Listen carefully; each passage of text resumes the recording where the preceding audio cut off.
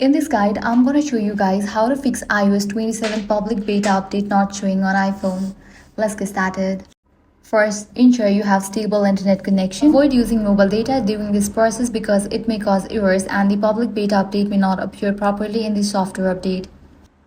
Next, check whether you have enough storage in your device or not. For that, launch settings, go to General, go to iPhone storage.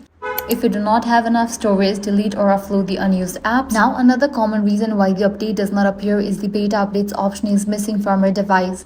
To enable that, launch a Safari browser.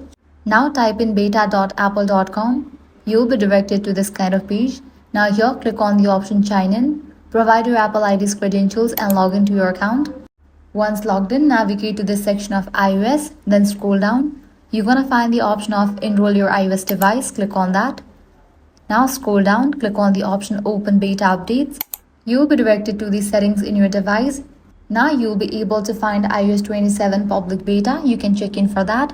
Then you can head back and from here you are able to update it. So this way you can easily fix iOS 27 public beta not appearing in your iPhone. If this guide helped you out, do not forget to like, share and subscribe.